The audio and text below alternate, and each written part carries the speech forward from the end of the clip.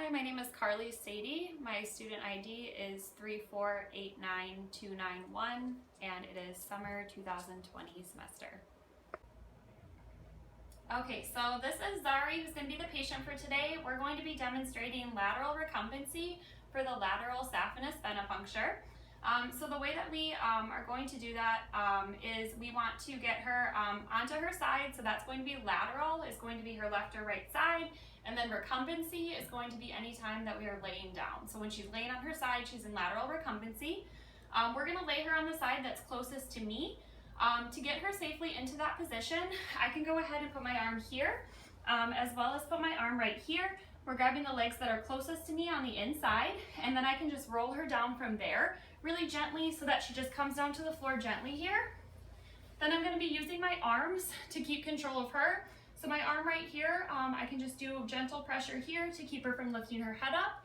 And then my arm right here, just kind of leaning here on her hip to keep her down on this end. And then I'm going to keep control of the legs that are by the floor, because that's what she would use to get up. Once I've got her safely in this position, I can go ahead and release this hand here, and then use that to actually occlude the vein here. So I'm going to be applying just gentle pressure right here, just enough to get that vein to pop up. So when I'm applying pressure, you can see that vein popping right along here. That's going to be the spot where they're going to be able to then draw the blood. So as I squeeze, you see it just kind of show up easier here. They would then be able to draw the blood from that site. Again, that's going to be your lateral saphenous venipuncture right there. And then after they are done drawing the blood, I'd want to just relieve the pressure here.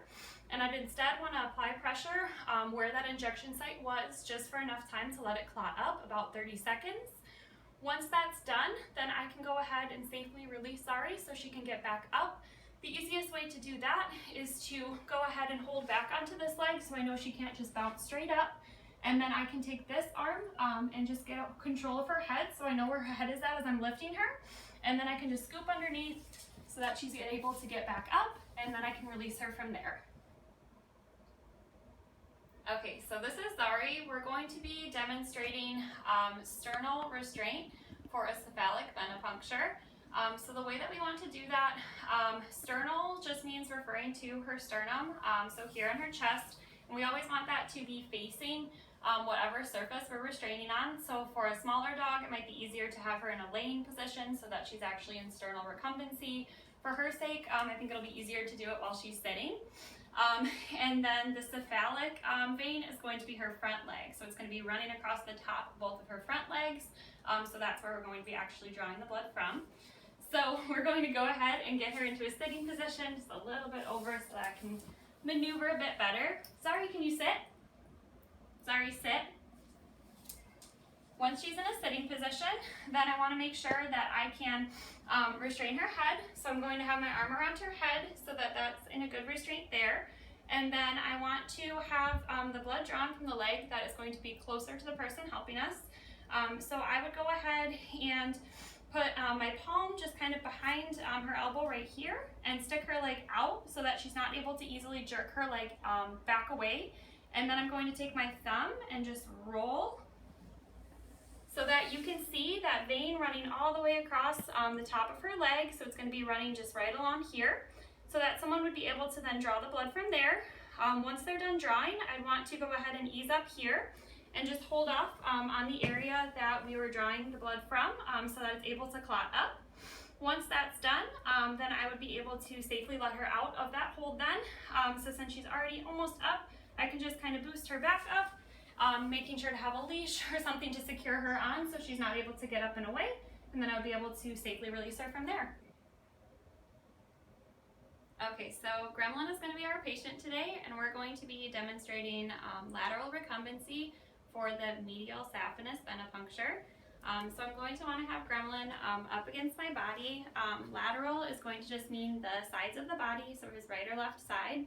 And then recumbency is just the act of laying, so anytime he's laying down, he is in recumbency.